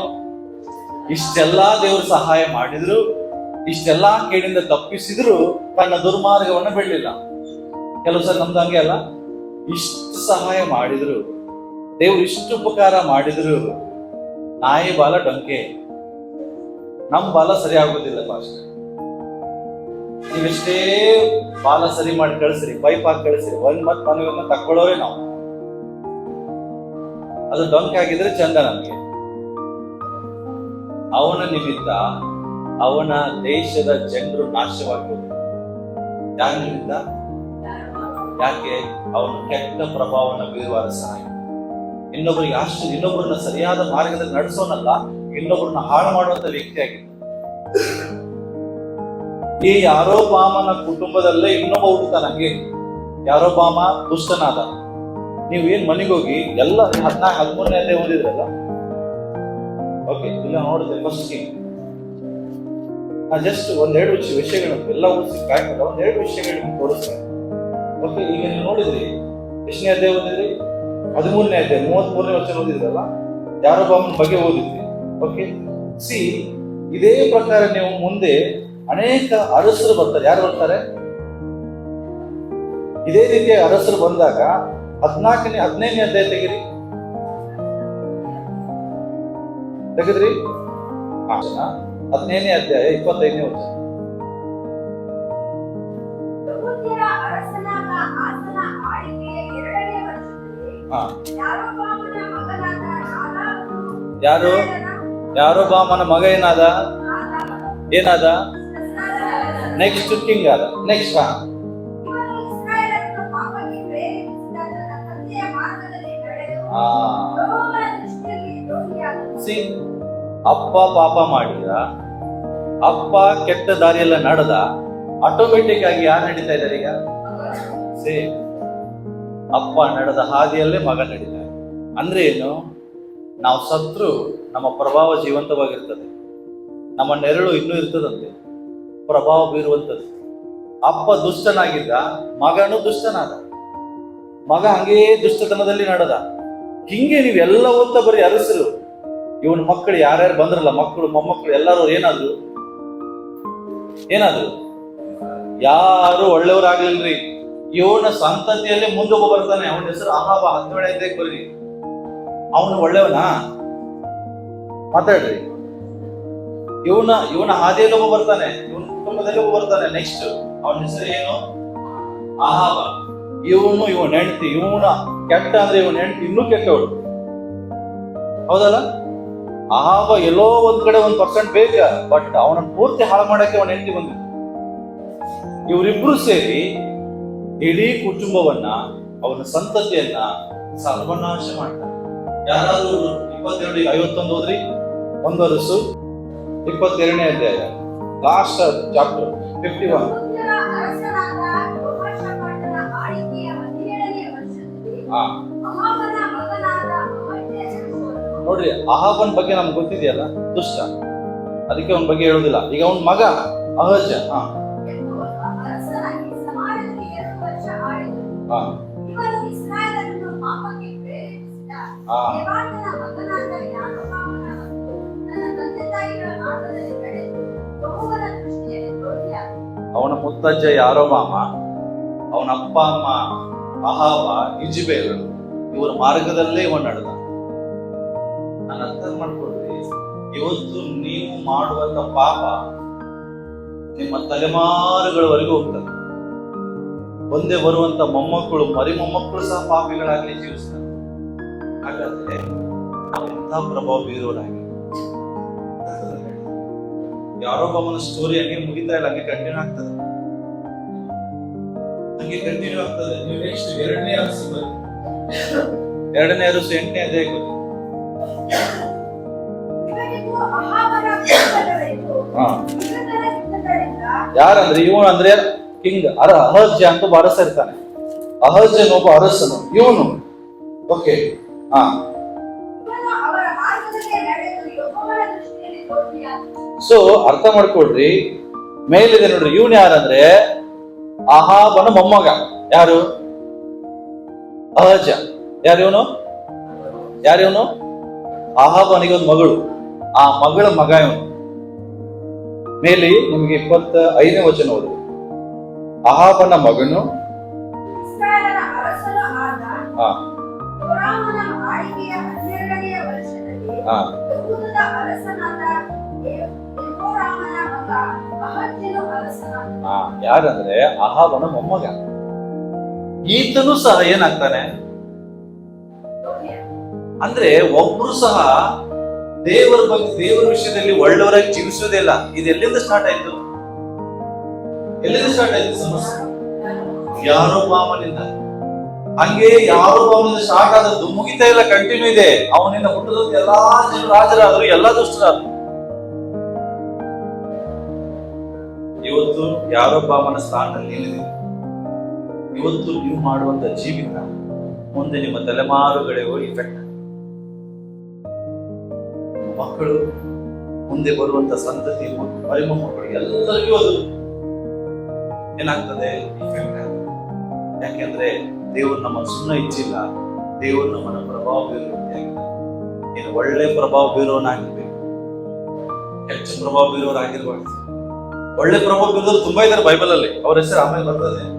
ಕೆಟ್ಟ ಪ್ರಭಾವದಿಂದ ಆದ ಕಾರ್ಯಗಳನ್ನು ನೋಡಿ, ಘಟನೆಗಳನ್ನು ಎಲ್ಲರೂ ಸರ್ವನಾಶ. ನೀವು ನೋಡ್ರಿ, ಒಂದ್ ಕಡೆ ಇನ್ನೊಂದ್ ಕಡೆ ಬರ್ತದೆ, ಅಹಾಬನ ಎಲ್ಲಾ ಸಂತಾನದವರು ನಾಶವಾಗ್ಬಿಟ್ರು, ಸರ್ವನಾಶನ ಆಗ್ಬಿಟ್ರು. ಅವನ ಸಂತತಿಯ ಹೆಸರೇ ಇದ್ದಂಗೆ ಆಗೋಯ್ತು. ಅಂದ್ರೆ ಒಬ್ರು ಉಳಿಲಿಲ್ಲ ಅಂತ, ಅಂದ್ರೆ ಒಬ್ರು ನೀತಿವಂತರಾಗಿ ಜೀವಿಸಲಿಲ್ಲ. ಅಹಾಬನ ಕಂಪ್ಲೀಟ್ ಸಂತತಿನ ಹಾಳಾಗೋಯ್ತು. ಇದಕ್ಕೆ ಕಾರಣ ಅಲ್ಲಿಂದ ಬಂತು, ಯಾರೊಬ್ಬಾಮನಿಂದ ಬಂತು. ನಾನು ಹೇಳೋದು ಅರ್ಥ ಮಾಡ್ಕೊಳ್ಳಿ. ನಮ್ಮನ್ನ ದೇವರು ಸುಮ್ಮನೆ ರಕ್ಷಿಸಿ, ನಮ್ಮ ಜೀವಿತದಲ್ಲಿ ದೇವರು ಅದ್ಭುತ ಮಾಡಿ, ಮದುವೆಯನ್ನ ಮಾಡಿ, ಮಕ್ಕಳನ್ನು ಕೊಟ್ಟಿದ್ದಾರೆ ಅಂದ್ರೆ ಸುಮ್ಮನೆ ಅಲ್ಲ. ಏನೋ ಒಂದು ಉದ್ದೇಶ ಇದೆ, ಏನೋ ಒಂದು ದೇವರ ಉದ್ದೇಶ ಇದೆ. ಅದು ಒಳ್ಳೆ ಪ್ರಭಾವವನ್ನು ಬೀರುವ. ನೋಡ್ರಿ, ಕೆಟ್ಟ ಪ್ರಭಾವ ಬೀರಿದವ್ರು ನೋಡಿದ್ರಿ, ಹಾಗೆ ಎಷ್ಟೋ ಸುಮಾರು ಜನ ಒಳ್ಳೆ ಪ್ರಭಾವ ಬೀರಿದ್ರು. ಯಾರು ಬೇಡ. ಇವತ್ತು ನಾವು ಬೈಬಲ್ ಅಲ್ಲಿ ಸಭಾಪಾಲಕನ ಪತ್ರಿಕೆ ಅಂದ್ರೆ ನಮ್ಗೆ ನೆನಪಾಗೋದು ತಿಮೋತಿ ಪತ್ರಿಕೆ. ಹೌದಾ? ಪೌಲನು ತಿಮೋತಿಗೆ ಪತ್ರಿಕೆ ಬರೀತಾನೆ. ತಿಮೋತಿ ಯಾರು? Church pastor. ಯಾರು? ಒಂದು ಸಭೆಯ ಸಭಾಪಾಲಕ. ಇವತ್ತು ಆ ತಿಮೋತಿ ಪಾಸ್ಟರ್ ಆಗ್ಲಿಕ್ಕೆ ಕಾರಣ ಪೌಲ್ ಅಷ್ಟೇ ಅಲ್ಲ, ಅವನ ಅಜ್ಜಿ. ಗೊತ್ತಾ ನಿಮ್ಗೆ? ಯಾಕೆ? ಅಜ್ಜಿಯಲ್ಲಿರೋ ನಂಬಿಕೆ ಮೊಮ್ಮಗನಿಗೆ ಬಂತಂತ ಬೈಬಲ್ ಬರ್ತದೆ. 1ನೇ ತಿಮೋತಿ ಅದೇ ಓದುವಾಗ್ಲೇ ಗೊತ್ತಾಗ್ತದೆ. ಅಂದ್ರೆ ಅಜ್ಜಿ ನಂಬಿಕೆ ಮೊಮ್ಮಗ ಪಾಸ್ಟರ್ ಆಗ್ಲಿಕ್ಕೆ ಕಾರಣ ಆಯ್ತು. ಹಾಗಾದ್ರೆ ಅಪ್ಪ ಅಮ್ಮ, ಅಜ್ಜ ಅಜ್ಜಿಯ ಪಾತ್ರ ಎಷ್ಟು ಇಂಪಾರ್ಟೆಂಟ್ ಇದೆ. ಇವತ್ತು ಎಷ್ಟೋ ಮಕ್ಕಳು ಸಂಡೇ ಸ್ಕೂಲ್ ಹೋಗಿದ್ದಾರೆ. ಈ ಮಕ್ಕಳ ಭವಿಷ್ಯವು ಒಳ್ಳೇದಾಗ್ಬೇಕಾದ್ರೆ ಇಲ್ಲಿರುವಂತ ತಂದೆ ತಾಯಿಗಳು, ಅಜ್ಜ ಅಜ್ಜಿಗಳ ಪಾತ್ರ ಎಷ್ಟು ಇಂಪಾರ್ಟೆಂಟ್ ಇದೆ ಗೊತ್ತಾ? ನೀವು ಅಪನಂಬಿಕಸ್ಥರಾದ್ರೆ ನಿಮ್ಮ ಮಕ್ಕಳು ಅಪನಂಬಿಕಸ್ಥರಾಗ್ತಾರೆ. ನೀವು ನಂಬಿಕಸ್ಥರಾದ್ರೆ ನಿಮ್ಮ ಮಕ್ಕಳು ನಂಬಿಕಸ್ಥರಾಗ್ತಾರೆ. ನೀವೆಂತ ಪ್ರಭಾವವನ್ನು ಬೀರ್ತಾ ಇದ್ರಿ ಮಕ್ಕಳ ಮೇಲೆ ನೋಡಿ. ಓಕೆ, ನಾನು ಪಾಸ್ ಆಗುತ್ತೆ. ಎಲ್ಲರೂ ಹೇಳ್ರಿ, you have a shadow of influence. ಹೇಳ್ರಿ, ನೀವೆಲ್ಲರೂ ಪ್ರಭಾವ ಬೀರುವ ಬೆಳಕನ್ನು ಹೊಂದಿದ್ದೀರಿ ಅಂತ ಹೇಳಿ. ಹೇಳಿ ಎಲ್ಲರೂ. ಶಾಡೋ ಅಂದ್ರೆ ನೆರಳು. ಅಂದ್ರೆ ಏನ್ ಹೇಳ್ತಾ ಅಂದ್ರೆ, ನಾವು ಸತ್ರು ಸಹ ನಮ್ಮ ಪ್ರಭಾವದ ಶಕ್ತಿ ಜೀವಂತವಾಗಿರ್ತದೆ. ಆಹಾವ ಸತ್ತು ಹೋಗ್ಬಿಟ್ಟ, ಬಟ್ ಅವನ ಪ್ರಭಾವದ ಶಕ್ತಿ ಜೀವಂತವಾಗಿದೆ, ಅವ್ರು ನಾಶ ಮಾಡ್ತಾನೆ ಇದೆ. ತಿಮೋತಿ ಅಜ್ಜಿ ಸತ್ತೋದು, ಬಟ್ ಆ ತಿಮೋತಿ ಅಜ್ಜಿಯಲ್ಲಿರೋ ಪ್ರಭಾವ ಜೀವಂತವಾಗಿ ತಿಮೋತಿಯನ್ನ ಪಾಸ್ಟರ್ ಆಗಿ ಮಾಡ್ತಾರೆ. ಬೈಬಲ್ ಸ್ಪಷ್ಟ ಹೇಳ್ತದೆ. ದಾವೀದ ಸತ್ತೋದ, ಆಕ್ಚುಲಿ ದೇವರು ಸೊಲೊಮೋನನ್ನ ಹಾಳು ಮಾಡ್ತಾ ಇದ್ರು ಗೊತ್ತಾ ನಿಮ್ಗೆ? ಯಾಕೆ? ಸೊಲೊಮೋನ್ ದೇವರಿಗೆ ದುಷ್ಟನಾಗಿ ಜೀವಿಸಿದ, ದೇವರಿಗೆ ಇಷ್ಟವಿಲ್ಲದೆ ಅಣ್ಣರನ್ನ ಮದುವೆ ಮಾಡಿಕೊಂಡ, ಅವರು ಹೇಳಿದ ಹಾಗೆ ಕುಣದ, ವಿಗ್ರಹಾರಾಧನೆ ಮಾಡದ. ದೇವರಿಗೆ ಬಹಳ ಕೋಪ ಬಂತು. ಅದು 13ನೇ ಈ ಸ್ಟೋರಿ ದೇವರು ಮಾತಾಡ್ತಾರೆ, ಅವನು ಎಷ್ಟು ದುಷ್ಟನಾದ, ಆದರೆ ಅವನನ್ನ ನಾನು ನಾಶ ಮಾಡೋದಿಲ್ಲ. ಯಾಕೆಂದ್ರೆ ಅವರ ಅಪ್ಪನನ್ನ ನೆನೆಸ. ಯಾರನ್ನ ನೆನೆಸ್ಕೊತೇನೆ? ಅಪ್ಪ ಏನಾಗಿಲ್ಲ, ದೇವರ ಬಗ್ಗೆ ನಂಬಿಗಸ್ತನಾಗಿ, ನೀತಿವಂತನಾಗಿ, ದೇವರ ಹೃದಯಕ್ಕೆ ಒಪ್ಪುವಂತ ವ್ಯಕ್ತಿ ಆಗಿದೆ. ನಾನು ಅರ್ಥ ಮಾಡ್ಕೊಳ್ರಿ, ಇವತ್ತು ನೀವು ನಂಬಿಗಸ್ತರಾಗಿ ಜೀವಿಸಿರಿ, ನಾಳೆ ನಿಮ್ಮ ಮಕ್ಕಳು ತಪ್ಪು ಮಾಡಿದ್ರು ದೇವರವರನ್ನು ನಾಶ ಮಾಡ್ತಾರೆ. ಯಾಕೆ? ನಿಮ್ಮನ್ನು ನೆನೆಸಿ. ನೀವೇ ದುಷ್ಟರಾದ್ರೆ ದೇವರವರನ್ನು ಏನ್ ಮಾಡ್ತಾರೆ? ಎಷ್ಟೇ ನಂಬಿಗಸ್ತರಾದ ಮೇಲೆ ಶಾಪಗಳು ಹಾಗೆ ಕಂಟಿನ್ಯೂ ಆಗ್ತದೆ. ಅದಕ್ಕೋಸ್ಕರ ಹೇಳ್ತೇನೆ, ನಿಮ್ಮ ಲೈಫ್ ಬಹಳ ಇಂಪಾರ್ಟೆಂಟ್. ನಿಮ್ಮ ಮಕ್ಕಳ ಮೇಲೆ ಎಂತ ಪ್ರಭಾವವನ್ನು ಬೀರ್ತಾ ಇದೆ ಅನ್ನೋದು ಬಹಳ ಇಂಪಾರ್ಟೆಂಟ್. ಓಕೆ, ನೋಡ್ರಿ, ನಾನು ಒಳ್ಳೆ ಬಗ್ಗೆ ಮಾತಾಡ್ತೇನೆ. ಅಬ್ರಾಮ್ ಸತ್ತಗನ ಸತ್ತನಿಲ್ರಿ. ನಾನು ಯಾಕೆ ಹೇಳಿದೆ ಸತ್ರು ಅವರ ಪ್ರಭಾವ ಜೀವಂತವಾಗಿರುತ್ತೆ ಅಂದ್ರೆ, ನಾವು ನೋಡ್ತೇವೆ ಇನ್ಫ್ಲೂಯೆನ್ಸ್ ಆಫ್ ಅಬ್ರಾಮ್ ಸ್ಟಿಲ್ ಸ್ಪೀಕ್ಸ್. ಅವನ ಪ್ರಭಾವ ಇನ್ನೂ ಮಾತಾಡ್ತದಲ್ಲ. ಅಬ್ರಾಮ್ ಅಂದ್ರೆ ಏನೇನ್ ಬರ್ತದೆ? ನಂಬಿಕೆ. ಹೌದಾ? ನಂಬಿಕೆ ಅಂದ್ರೆ ಅಬ್ರಾಮ್. ಯಾಕೆ? ಅಷ್ಟು ಫೇತ್, ನಂಬಿಗಸ್ತನಾಗಿದ್ದ, ಸ್ವಂತ ಮಗನನ್ನು ಸಹ ಕೊಡ್ಲಿಕ್ಕೆ ರೆಡಿ ಆದ. ಅಬ್ರಾಮ್ ಅಂದ್ರೆ ನಂಗೆ ನಂಬಿಕೆ ನೆನಪರ್ತದೆ. ಇವತ್ತು ಜನ ನಮ್ಮ ಹೆಸರು ಕೇಳಿದ್ರೆ ಏನ್ ನೆನಪರ್ತದೆ? ಮಾತಾಡಿ. ಇವತ್ತು ಜನ ನಂದಿನಿ ಅಂದ್ರೆ ಏನ್ ನೆನಪರ್ತದೆ? ಲೋಹಿತ್ ಅಂದ್ರೆ ಏನ್ ನೆನಪರ್ತದೆ? ಮಾತಾಡ್ರಿ. ಮಾರುತಿ ಅಂದ್ರೆ ಏನ್ ನೆನಪರ್ತದೆ? ರಾಜೇಶ್ ಅಂದ್ರೆ ಏನ್? ನಾನು ಯಾಕೆ ಹೆಸರು ಹೇಳ್ತಾ ಇದ್ದಾರೆ ಅಂದ್ರೆ, ಅಬ್ರಹಾಂ ಅಂದ್ರೆ ಅವನ ಪ್ರಭಾವ ಹೇಳ್ತದೆ, ಅವನ ನಂಬಿಕೆ ಹೇಳಬೇಕು.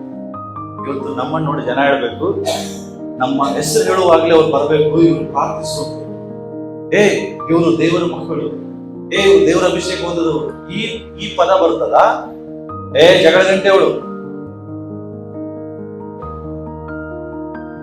ಸರಿ ಇಲ್ಲ ಅವಳು, ಅವ ಮೋಸಗಾರ, ಅವ ಈ ತರ ಬರ್ತದ. ಮಾತಾಡ್ರಿ. ನಿಮ್ಮ ಪ್ರಭಾವ ಎಂತದ್ದು ಬರ್ತಾ ಇದೆ ಜನರ ಬಾಯಿಗೆ?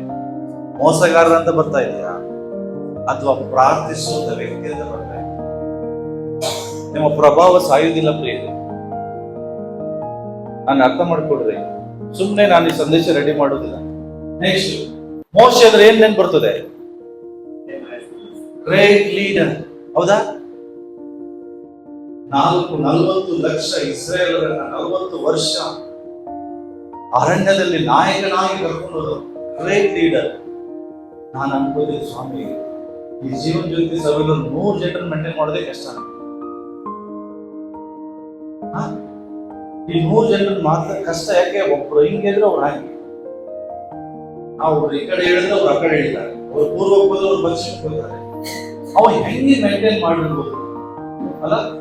ಮೋಶೆ ಇವತ್ತು ಒಬ್ಬರು ಏನೇ ಮಾತಾಡೋದು ಸೇರಿಸ್ಕೊಳಕ್ಕಾಗಲ್ಲ, ಆದ್ರೆ ಅವನು ಹೆಂಗೆ ಮೇಂಟೈನ್ ಮಾಡಿರಬೇಕು. 40 ವರ್ಷ ಅವರನ್ನ ಸಹಿಸಿಕೊಂಡಿದ್ದಾರೆ. ಎಲ್ಲ ಗುರುಗುಟ್ಟೋರೆ, ಎಲ್ಲ ಬಯೋರೆ ಮೋಶೆಗೆ. ಆದ್ರೆ ಹೆಂಗೆ ಅವ್ರನ್ನ ನಡೆಸ್ಕೊಂಡು ಹೋದ?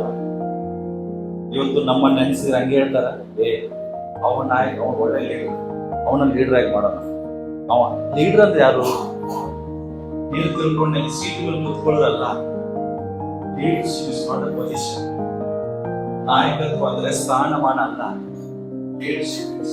ಇನ್ಫ್ಲೂಯೆನ್ಸ್, ಅದು ಇತರರಿಗೆ ಪ್ರಭಾವ ಬೀರುವಂತದ್ದೇ ನಾಯಕ. ಯೇಸು ಸ್ವಾಮಿ ಗ್ರೇಟ್ ಲೀಡರ್, ಸ್ಥಾನಕ್ಕಾಗಿ ಅಲ್ಲ, ಜನರನ್ನು ನಡೆಸ್ಕೊಂಡು ಹೋಗೋದಕ್ಕೆ. ಸುಮ್ಮನೆ ಜನರು ದೇವರು ಒಬ್ಬರನ್ನು ನಾಯಕನಾಗಿ ಬಿಡುವುದಿಲ್ಲ, ಅವನಲ್ಲಿ ಎಲ್ಲಾ ರೀತಿಯಾದ ಗುಣಗಳಿರ್ಬೇಕು. ಸಹನೆ ಮೇನ್ ಇಂಪಾರ್ಟೆಂಟ್. ಸಮಾಧಾನ, ಸಹನೆ. ನಿನ್ನಲ್ಲಿ ಸಹನೆನೇ ಇಲ್ಲ ಅಂತ ತಿಳ್ಕೊಡ್ರಿ, ನೀನ್ ನಾಯಕನಾಗಿ ಲಾಯಕೆ ಇಲ್ಲ ಅಂತ. ಯಾಕೆ ಹೇಳ್ರಿ? ಸಹಿಸಿ. ಯಾಕಂದ್ರೆ ಎಲ್ಲಾ ಜನರು ಒಂದೇ ರೀತಿ ಇರ್ತಾರ? ಎಲ್ಲರನ್ನ ಸಹಿಸಿಕೊಂಡು ಹೋಗೋದೇ ನಾಯಕ. ಫೈರ್ ಮಾಡೋದು ಬಹಳ ದೊಡ್ಡದಾಗಲ್ಲ, ಫೈರ್ ಮಾಡ್ಬಿಡ್ಬೋದು. ಫೈರ್ ಮಾಡಿದ್ರೆ ಏನಾಗುತ್ತೆ? ರಿಲೇಶನ್ಸ್ ಬಹಳ ಆಗುತ್ತೆ. ಅರ್ಥ ಆಗ್ತದೆ? ಫೈರ್ ಮಾಡೋದು ದೇವರು ಅಂದ್ರೆ ಶಿಕ್ಷೆ ಕೊಡುವಂಥದ್ದು ದೇವ್ರ ಕೆಲಸ. ಎದುರಿಸ್ಬೇಕು, ಎಚ್ಚರಿಸ್ಬೇಕು, ಅದ್ರ ಜೊತೆಗೆ ಕರ ಹಿಡಿದು ನಡೆಸ್ಕೊಂಡು. ಇವತ್ತು ನಿಮ್ಮ ಮಕ್ಕಳಿಗೆ ನೀವು ಅಪ್ಪ ಅಮ್ಮ ನಾಯಕರಾಗಿದ್ದೀರಲ್ಲ, ನಿಮ್ಮ ಮಕ್ಕಳು ತಪ್ಪು ಮಾಡೋದೇ ಇಲ್ವಾ? ಕೆಲವು ಸರಿ ಇಷ್ಟು ಶಿಫ್ಟ್ ಬರ್ತದಲ್ಲ, ಒಂದೊಂದ್ಸರಿ ಬಿತ್ತ ನೆತ್ತಿಗೆ ಇರ್ತದೆ. ಮನೆ ಬಿಟ್ಟು ಹೊರಗೆ ಹಾಕ್ತೀರ ಅವ್ರನ್ನ, ಏನ್ ಮಾಡ್ತೀರಿ? ಪಟಕ್ಕ ಹೊಡೆದ್ರು ಮತ್ತೆ ಆಮೇಲೆ ಎರಡನೇ ಮತ್ತೆ ಒಂದು 5 ನಿಮಿಷ ಆಗ್ತದೆ, ಕಂದ ಮುದ್ದು ಅಂತ ಹೋಗಿ ಅಪ್ಕೋತೀವಿ. ಸೇಮ್ ಅದನ್ನೇ ಮಾಡ್ತಿದ್ದ ಮೋಶೆ. ಓಕೆ, ನೆಕ್ಸ್ಟ್ ದಾವೀದ ಅಂದ್ರೆ ಏನ್ ಬರ್ತದೆ? ಆರಾಧನೆ. ಏನ್ ಬರ್ತದೆ? ಒಳ್ಳೆ ಆರಾಧನೆ ಮಾಡುತ್ತೇವೆ, ನಿಜವಾದ ಆರಾಧನೆ. True worshipper. David means true worshipper. ನಮ್ಮನ್ನ ನೆನೆಸ್ಕೊಂಡ್ರೆ ನಮ್ಮ ಹೆಸರು ಹೇಳಿದ್ರೆ ಏನೇನು ಬರ್ತದೆ? ಅವ್ರ ಯಾವ ಗಾಡಿ ಓಡಿಸೋದು ಅದೇ ಬರ್ತದವ್ರೆ? ಇಲ್ಲ, ಒಳ್ಳೆ ಮನುಷ್ಯ, ಪ್ರಾರ್ಥಿಸುವಂತ ವ್ಯಕ್ತಿ, ಸಹಾಯ ಮಾಡುವಂತ ವ್ಯಕ್ತಿ, ಇನ್ನೊಬ್ಬರ ಜೊತೆಗೆ ಬಲಪಡಿಸುವಂತ ವ್ಯಕ್ತಿ. ನಾನು ಹೇಳೋದಕ್ಕೆ ಯಾವಾಗ ಗೊತ್ತಾಗ್ತದೆ ನೀವೆಲ್ಲರ ಜೊತೆಗೆ ಅನ್ಯೋನ್ಯತೆಯಲ್ಲಿ ಜೀವಿಸುವ, ಇನ್ನೊಬ್ಬರ ಜೊತೆಗೆ ಯಾವ ರೀತಿ ನಡ್ಕೊಳ್ತಾ ಇದ್ದಾರೆ. ಅದಕ್ಕೆ ಹೇಳ್ತಾ ಇದ್ದೇನೆ, ಒಳ್ಳೆ ವ್ಯಕ್ತಿ ಆಗಿ. ಎಲ್ಲರೂ ಹೇಳ್ರಿ, ಪಕ್ಕದಲ್ಲಿ ಹೇಳ್ರಿ, ಜೋರಾಗಿ ಹೇಳ್ರಿ. ಒಳ್ಳೆ ವ್ಯಕ್ತಿ ಆಗಿ. ಯಾಕೆಂದ್ರೆ ನಿನ್ನ ಪ್ರಭಾವವು ಇನ್ನೂ ಮಾತನಾಡ್ತದೆ. ನಾನು ಹೇಳ್ತಾ ಇದ್ದೆ ಯೌವನಸ್ಥರು, ಇವತ್ತು ಇವರು ಪ್ರಭಾವ ಬೀರೋರು ಇನ್ನೊಬ್ಬರ ಪ್ರಭಾವಕ್ಕೆ ಒಳಗಾಗ್ತಾರೆ. ಯಾರ ಪ್ರಭಾವ ನಿಮ್ಮ ಮೇಲೆ ಬೀರ್ತಾ ಇದೆ? ಈಗ ನೀವೆಲ್ಲ ಏನ್ ಕಟ್ಟಿಂಗ್ ಮಾಡಿರಲ್ಲ, ಯಾರ ಪ್ರಭಾವ ಇದೆ?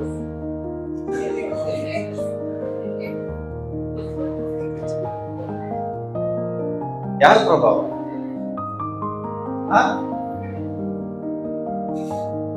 ನೋಡ್ರಿ, ಎಲ್ಲಾ ಯೌವನಸ್ಥರು ಏನಾಗ್ತಾರೆ? ಇನ್ನೊಬ್ಬರ ಪ್ರಭಾವಕ್ಕೆ ಒಳಗಾಗ್ತಾರೆ. ಆದ್ರೆ ನೀನು ಇನ್ನೊಬ್ಬರಿಗೆ ಪ್ರಭಾವ ಬೀರುವುದೇ ಮಾಡ್ಕೋಗಿದ್ದಾರೆ. ನಿನ್ನ ಹೇರ್ ಸ್ಟೈಲ್ ಇನ್ನೊಬ್ರು ಮಾಡ್ಬೇಕು, ಅವ್ರ ಹೇರ್ ಸ್ಟೈಲ್ ನೀನ್ ಮಾಡಬೇಡ. ಅರ್ಥ ಆಗ್ತದೆ? ನಿಮ್ದು ಡ್ರೆಸ್ ಕೂಡ ಅವ್ರು ಫಾಲೋ ಮಾಡ್ಬೇಕು, ಅವ್ರದ್ದು ನೀನ್ ಫಾಲೋ ಮಾಡೋ ಅವಶ್ಯಕತೆ ಇಲ್ಲ. ನೀನ್ ಪ್ರಭಾವ ಬೀರೋರಾಗಿ. ಇವತ್ತು ಫುಲ್ ಯೌವನಸ್ಥರು ಪೂರ್ತಿ ಬಾಲಿವುಡ್ ಹಾಲಿವುಡ್ ಪ್ರಭಾವಕ್ಕೆ ಒಳಗಾಗಿದೆ. ಹೌದಲ್ಲ? ಈಗ ಸ್ವಲ್ಪ ದಿನ ಬರ್ರಿ, ಈಗ ಒಂದು ಪುಷ್ಪ 2 ಬರ್ತದೆ ನೋಡ್ರಿ, ಅವ್ರ ಡ್ರೆಸ್ಸೇ ಚೇಂಜ್ ಆಗ್ತದೆ, ಕಲರ್ಫುಲ್ ಡ್ರೆಸ್ ಬರ್ತದೆ ಅವಾಗ.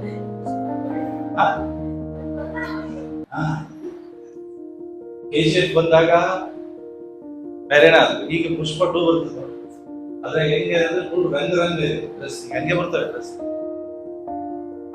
ಯಾಕೆ ಹೇಳ್ತಾ ಇದ್ದೇನೆ ಅಂದ್ರೆ, ಇವೆಲ್ಲ ನಡೀತಾ ಇದೆ ಲೋಕದಲ್ಲಿ, ಬಟ್ ಹಂಗಿರ್ಬೇಡ್ರಿ. ನಿಮ್ಮನ್ನ ದೇವರು ಕರೆದಿದೆ ಇನ್ನೊಬ್ಬರಿಗೆ ಪ್ರಭಾವ ಬೀರುವುದಕ್ಕಾಗಿ. ಇವತ್ತು ನಿಜವಾಗಿ ಹೇಳ್ತೇನೆ, ಯಾಕೆ ನಾವು ಇಂಥದಕ್ಕೆ ಒಳಗಾಗ್ತಾ ಇದ್ದೇವೆ?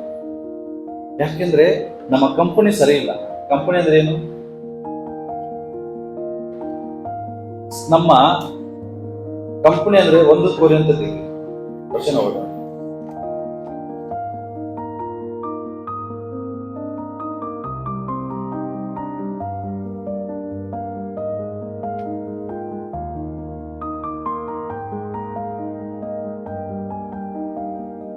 ಇದರಲ್ಲಿ 15ನೇ ಅಧ್ಯಾಯ 33ನೇ ವಚನ ಓದಿ.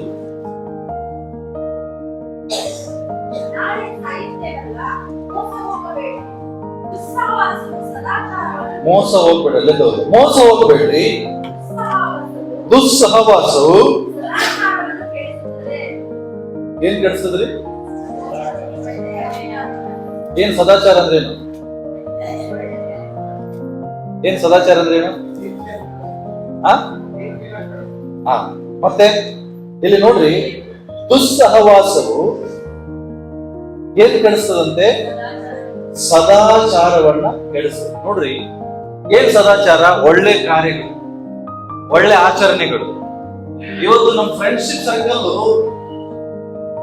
ನೀನು ಪ್ರಾರ್ಥನೆ ಮಾಡೋರ್ ಜೊತೆ ಫ್ರೆಂಡ್ಶಿಪ್ ಮಾಡಿ ನೀನೇನ್ ಮಾಡ್ತೀಯಾ? ಪ್ರಾರ್ಥನೆ ಮಾಡ, ಹೌದಾ? ಆತ್ಮನ ಬಗ್ಗೆ ಅಂದ್ರೆ ದೇವರ ಬಗ್ಗೆ ಹೆಚ್ಚು ಸಮಯಗಳ ಜೊತೆಗೆ ಸ್ಪೆಂಡ್ ಮಾಡಿದ್ರೆ ನೀನು ದೇವರ ಒಟ್ಟಿಗೆ ಸಮಯ ಕೇಳ್ತೀನಿ. ನಿಜವಾಗಿ ಹೇಳ್ತೀನಿ, ಏನು ಫ್ರೆಂಡ್ಶಿಪ್ ಎಲ್ಲಿದೆ? ಭಾನುವಾರ ಬಂದಾಗ ಮಾತ್ರ ಈ ಫ್ರೆಂಡ್ಶಿಪ್. ಮುಗಿದ್ಮೇಲೆ ನಮ್ ಕೇವಲ ಚರ್ಚ್ ಮುಗಿದ ಓಡೋಗ್ಬಿಡ್ತಾರೆ. ಯಾಕೆ ಕಾಣಿಸೋದಿಲ್ಲ. ಆಮೇಲೆ ಎಲ್ಲ ಹೋಗಿರ್ತಾರೆ? ಅವ್ರು ಕ್ರಿಕೆಟ್ ಆಡಕ್ ಹೋಗಿರ್ತಾರೆ, ವಾಲಿಬಾಲ್ ಆಡಕ್ ಹೋಗಿರ್ತಾರೆ. ಅರೆ, ಯಾವ್ದು ಇಂಪಾರ್ಟೆಂಟ್? ನಾನು ಹೇಳ್ತಾ ಇಲ್ಲ, ದುಸ್ಸಹವಾಸ ಸದಾಚಾರ ಕೆಡಿಸ್ತದೆ. ಇವತ್ತು ನಾನು ಹೇಳೋದು ನಿಮಗೆ ಬೇಸರ ಆಗ್ಬೋದು ಅಂತ ತಿಳ್ಕೊಡ್ರಿ, ಇದು ನಿಮ್ಮ ಭವಿಷ್ಯವನ್ನು ರೂಪಿಸ್ತದೆ. ನಾಳೆ ನಿಮ್ಮ ಸಹವಾಸ ದೇವರೊಟ್ಟಿಗೆ ನೀವು ದುಸ್ಸಹವಾಸಕ್ಕೆ ಒಳಗಾದ್ರೆ ನಾಳೆ ನಿಮ್ಮ ಫ್ಯೂಚರ್ ಹಾಳಾಗ್ತದೆ. ದೇವರು ನಿಮ್ಮ ಫ್ಯೂಚರ್ ಬಗ್ಗೆ ಚಿಂತೆ ಮಾಡ್ತಾ ಇದ್ದಾರೆ, ನಿಮ್ಮ ಭವಿಷ್ಯದ ಬಗ್ಗೆ ಚಿಂತೆ ಮಾಡ್ತಾ ಇದ್ದಾರೆ. ನಿನ್ನ ಭವಿಷ್ಯ ಚೆನ್ನಾಗಿರ್ಬೇಕಂತ ದೇವರು ಆಲೋಚಿಸ್ತಾ ಇಲ್ಲ. ಬಟ್ ನಾವೇನ್ ಮಾಡ್ತೇವೆ? ಈ ಲೋಕದ ಸಹವಾಸಕ್ಕೆ ಒಳಗಾಗಿ ನಮ್ಮಲ್ಲಿರೋ ಸದಾಚಾರ ಕೆಡಿಸ್ಕೊತೇವೆ. ನನ್ನಲ್ಲಿರೋ ಸದಾಚಾರ ಯಾವುದು? ನಂಬಿಕೆ ಕೆಡಿಸ್ಕೊತೇವೆ, ಪ್ರೀತಿ ಕೆಡಿಸ್ಕೊತೇವೆ, ಸತ್ಯವೇದ ಓದು ಕೆಡಿಸ್ಕೊತೇವೆ, ಪ್ರಾರ್ಥನಾ ಜೀವಿತ ಕೆಡಿಸ್ಕೊತೇವೆ, ದೇವರ ಸೇವೆ ಮಾಡೋದನ್ನ ಕೆಡಿಸ್ಕೊತೇವೆ. ಬರೇ ಲೋಕಕ್ಕೆ ಜೀವಿಸ್ತಾ ಇದ್ದೇವೆ. ನಾನು ಹೇಳ್ತಾ ಇದ್ದೆ, ಎಂತ ಪ್ರಭಾವಕ್ಕೆ ನಾವು ಒಳಗಾಗಿದೆ.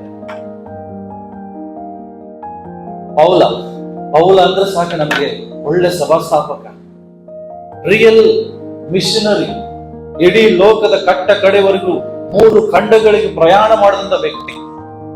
ಇವತ್ತು ನಾವು ಪೌಲನ ಹಾಗೆ ಆಗ್ಬೇಕಾ? ದಾವೀದನಂಗೆ ಆಗ್ಬೇಕು, ಅಬ್ರಹಾಮನಂಗೆ ಆಗ್ಬೇಕು, ಮೋಶೆಯಂಗೆ ಆಗ್ಬೇಕಂತ ಚಿಂತೆ ಇಲ್ಲ ಜನರಿಗೆ. ಬಾಲಿವುಡ್ ಸ್ಟಾರ್ ತರ ಆಗ್ಬೇಕಂತೇವೆ, ಕ್ರಿಕೆಟರ್ ತರ ಆಗ್ಬೇಕಂತೇವೆ, ಲೋಕದ ಜನರ ತರ ಆಗ್ಬೇಕಂತ ಹೇಳ್ತೇವೆ. ನಾನು ಹೇಳ್ತೀನಿ, ಲೋಕ ನಿಮ್ಮ ಮೇಲೆ ಒಳ್ಳೆ ಪ್ರಭಾವ ಬೀರ್ತಾ ಇಲ್ಲ, ಕೆಟ್ಟ ಪ್ರಭಾವ ಬೀರ್ತಾ ಇಲ್ಲ. ಆ ಪ್ರಭಾವಕ್ಕೆ ಒಳಗಾಗ್ಬೇಕು, ಆ ಪ್ರಭಾವಕ್ಕೆ ಒಳಗಾಗಬೇಡ್ರಿ. ಜ್ಞಾನೋಕ್ತಿ ಪುಸ್ತಕ 22ನೇ ವಚನ ಓದಿ. ಜ್ಞಾನೋಕ್ತಿ 22:1 ಓದ್ರಿ. ಹಾ, ಏನಂತೆ? ಜೋರಾಗಿ ಹೋದ್ರು ಇನ್ನೊಮ್ಮೆ. ಬಹು ಧನಕ್ಕಿಂತಲೂ ಒಳ್ಳೆ ಹೆಸರು. ಹಲೋ, ಇವತ್ತು ನೀನು ಅನ್ಯಾಯ ಮಾರ್ಗದಲ್ಲಿ ಹೋಗಿ ಹಣ ಗಳಿಸಬಹುದು, ಆಸ್ತಿ ಮಾಡಬಹುದು. ಆಸ್ತಿ ಅಂತಸ್ತು ಮಾಡೋದಕ್ಕಿಂತಲೂ ಯಾವುದು ಒಳ್ಳೇದಂತೆ?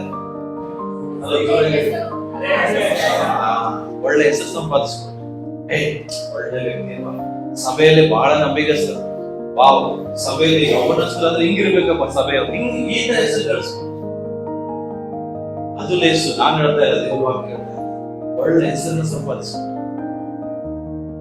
ಇವತ್ತು ಜನ ಆಸ್ತಿ ಮಾಡೋಣ, ಅಂತಸ್ತು ಮಾಡೋಣ ಅಂತ ದೇವರನ್ನು ಬಿಟ್ಟು ಹೋಗ್ತಾರೆ. ದೇವರು ಹೇಳ್ತಾರೆ, ಅದು ಒಳ್ಳೇದಲ್ಲ, ಅದು ಲೇಸಲ್ಲ. ನೀನ್ ಬಹು ಧನ ಸಂಪಾದಿಸಬಹುದು, ಆದ್ರೆ ನಿನ್ನ ಹೆಸರು ಸರಿ ಇಲ್ಲ ಅಂದ್ರೆ, ಅವನ ಮೋಸ ಮಾಡಿದ, ಇನ್ನೊಬ್ರು ಕಮ್ಮಿಗೆ ಹಾಕಿದ, ಈ ಹೆಸರು ಹೇಳ್ತಾರೆ ನಿಮಗೆ ಜನ. ಇದನ್ನು ಸಂಪಾದಿಸಬಹುದು, ಒಳ್ಳೆ ಹೆಸರನ್ನ ಸಂಪಾದಿಸಬಹುದು. ದೇವರು ನಿಮ್ಮನ್ನು ಆಶೀರ್ವದಿಸ್ತಾರೆ. ಒಳ್ಳೆ ಹೆಸರು. ಯಾಕೆಂದ್ರೆ ಈ ದೇವ ಜನರೆಲ್ಲ ಸತ್ತೋಗಿದ್ದಾರೆ ಪ್ರಿಯರೇ. ಬಟ್ ಸ್ಟಿಲ್ ಈಗಲೂ ಅವರ ಪ್ರಭಾವವು ನಮ್ಮ ಸಂಗಡ ಮಾತನಾಡ್ತಾರೆ. ಕೆಟ್ಟ ಪ್ರಭಾವ ಬೀರುವ ಜನರು ಇದ್ದಾರೆ, ಒಳ್ಳೆ ಪ್ರಭಾವ ಬೀರುವ ಜನರು ಬೈಬಲ್ ಅಲ್ಲಿ ಇದ್ದಾರೆ. ಇವತ್ತು ನಾವು ಯಾರ ಪ್ರಭಾವಕ್ಕೆ ನಾವು ಒಳಗಾಗ್ತೀವಿ, ಇನ್ನೊಬ್ಬರಿಗೆ ನಾವು ಎಂತ ಪ್ರಭಾವ